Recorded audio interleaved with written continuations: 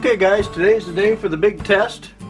See if all my work and spit shine and polishing on this pump has, well, benefited me.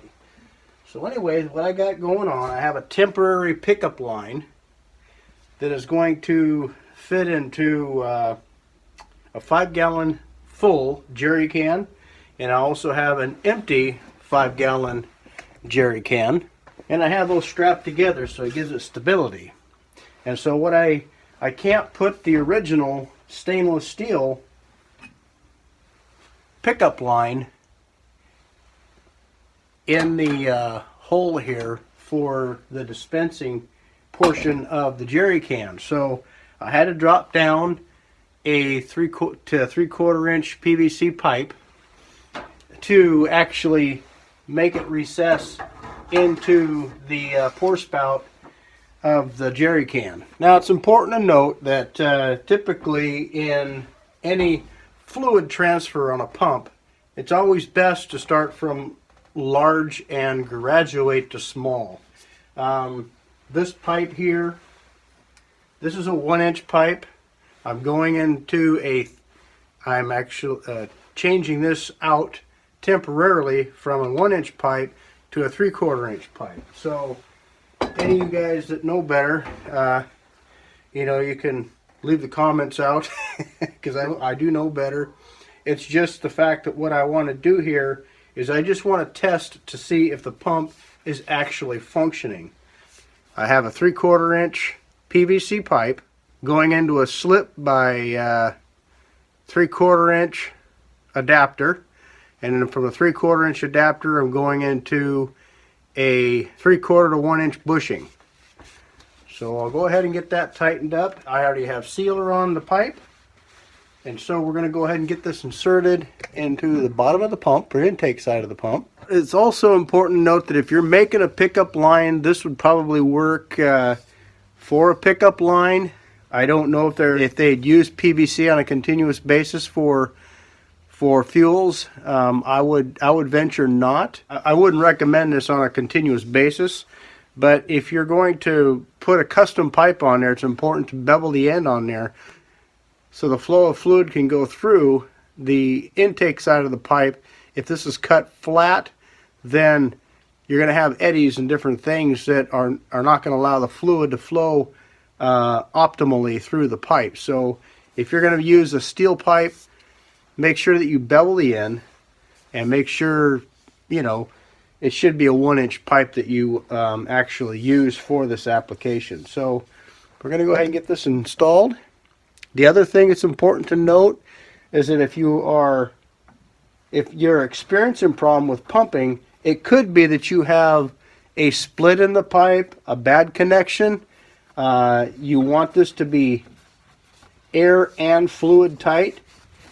What that means is that you don't have any, that this is a good tight seal, that you don't have any issues with any leaks in the suction side of this, or it may not pump, or if it does pump, it may be very inefficient. So I got that hand tight.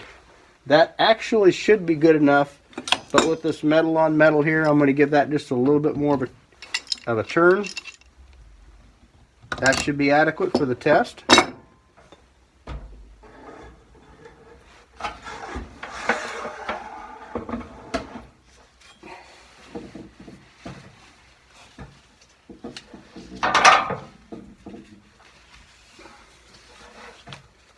So what we have going on here, I have 2 different vices here on each end of the bench. And I'm going to tighten one end of this strap to one vise, and the other side obviously to another vise. I'll take up the slack. That'll support the pump and keep it from falling over or having a negative balance on the jerry cans.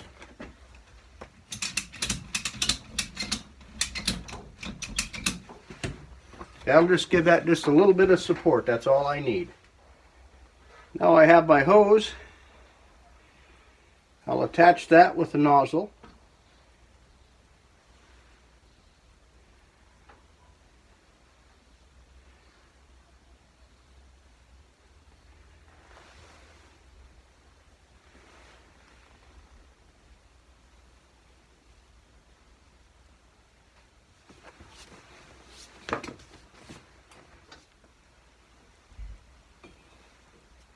Okay, now that I got the hose secure, I got the pump stabilized, and I have my new hose and my new pump ready to insert into the empty tank.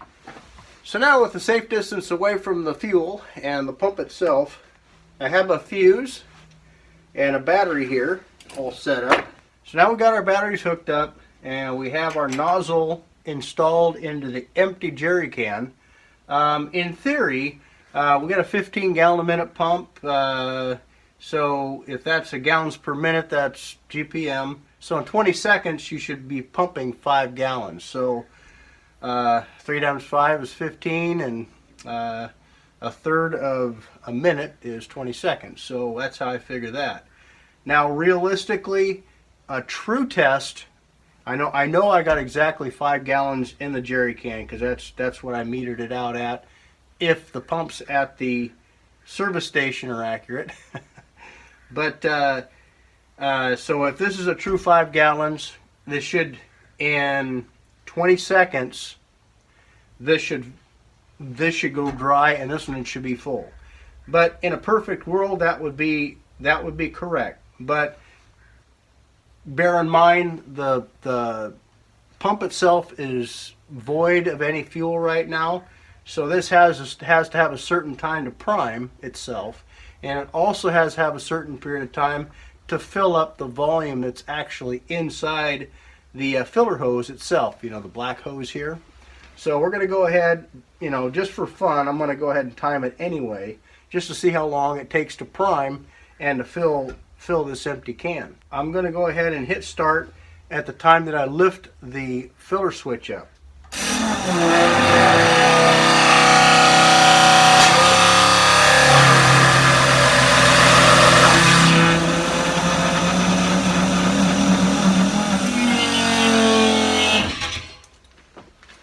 Well, that's pretty empty right there, and at 30 seconds, I heard the pump actually changing.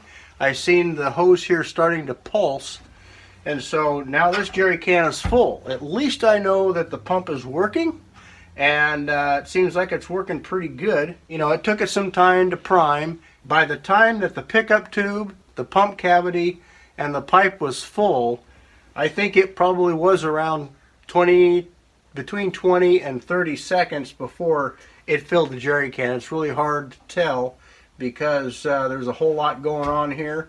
I was a little bit worried about this splashing all over the place. I could have put a rag or something around here to capture the excess fuel starting to come out the top or splashing out the top, but it's good enough for me. If it just pumped 10 gallons a minute, I would be happy at this point. As you can see with the wear, those little bronze fins that you've seen, there was some wear on those. There's also a little bit of pitting on the inside of the casing inside where the pump goes.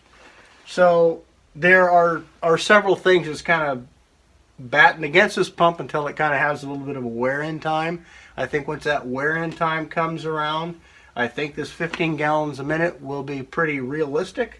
If not between 12 and 15, I'm thinking is probably what it'll be.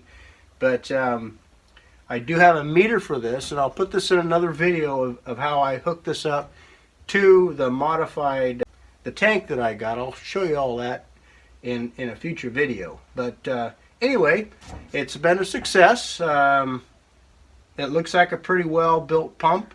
Everything's cast iron. This is cast iron here, and this part here is cast aluminum. And I don't think it has a whole lot of use on the pump itself. I just think it's been setting. I think it's probably been its biggest sin.